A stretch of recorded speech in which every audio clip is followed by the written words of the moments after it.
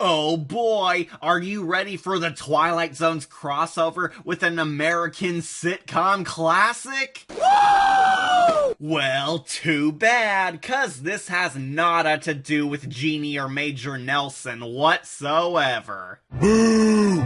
Yeah, the Twilight Zone episode just shares a name with that show, but has nothing like it outside of both featuring a magic genie. But like the beloved sitcom, this Twilight Zone tale aims for wacky comedy. No!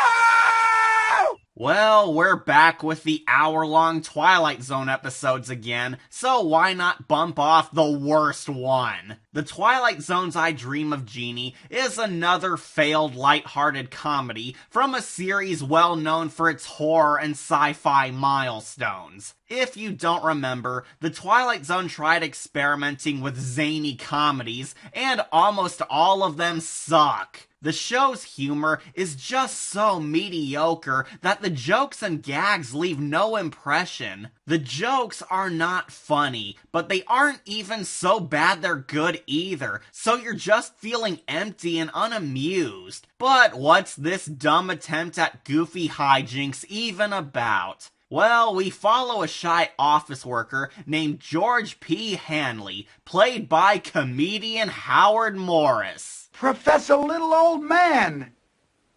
Little old man. Nobody gets it right. Howard Morris is a loser dweeb who's tired of being a loser dweeb. However, one day when shopping for a gift he wants to get his crush at the office, Morris accidentally purchases a magic genie lamp. Oh boy! Where the genie, played by comedy legend Jack Albertson, promises to grant him one wish. Yes, one wish. The joke is most genies grant 3 wishes, but Jack Albertson is lazy and only grants 1 because humans are too dumb to handle 3. Yeah, it's not funny. Heck, even the genie talking and dressing like a modern-day goofball isn't that funny, since it kind of takes away the supernatural magic this episode could be having. By the way, Jack Albertson only has 1 scene in this, then he's gone forever. Gee, thanks for giving him 1 moment to be funny, Twilight Zone.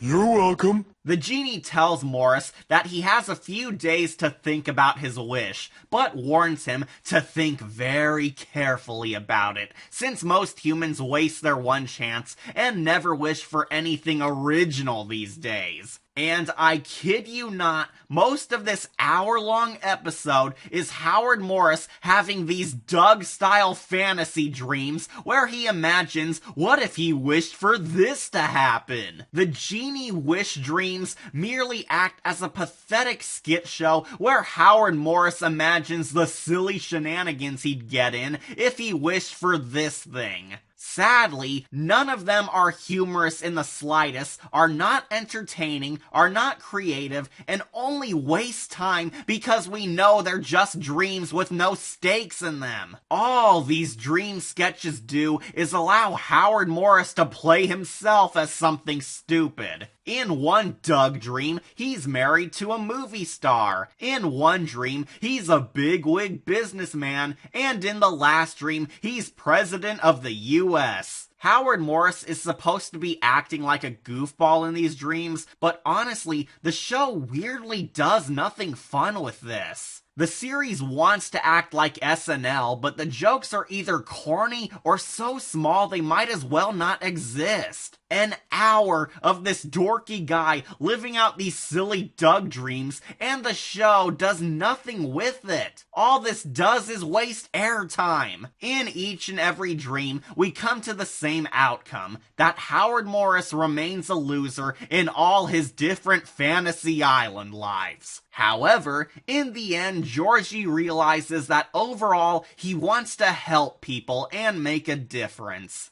So he makes his magic wish, where our twist ending reveals that Howard wished to become the new Genie of the lamp, as he now wonders the world, aiding people down on their luck with his magic powers for their own magic wishes. Where our loser George is now happy as a helpful genie aiding others out of the goodness of his heart. With his doggy, too. And I will confess that even a jerk cat like me admits that the best part of this tale is the ending. I genuinely love that the main character finds his true calling, being a Robin Williams genie, now fulfilled in life and offering wishes to others around the globe. It's a rather touching ending in what would have been a typical loser hero becomes a winner comedy. But sweet Celestia, did we really have to endure Howard Morris's all that just to get here? This episode is just plain boring. It's another example of why horror shows should never experiment with wacky comedies, because the people who are great at scaring us clearly have no skills at making us laugh. Now, it's not offensively bad, but it's just lame. I unironically think the ending is sweet, but it does not salvage the story overall. The comedy is pitiful and unimaginative to the point where it just puts you to sleep. The jokes are not funny. The sketches are not as amusing as the showrunners thought they were. The story is padded out for far too long. The narrative is unremarkable, the effects are weak, and it made Howard Morris uninteresting. I give this an easy bronze skull, and don't recommend it at all. It's such a pitiful snooze fest that you're better off skipping this. This is bad comedy. What more can I say, but I wish this was a better episode. At your service, sir. The Twilight Zone.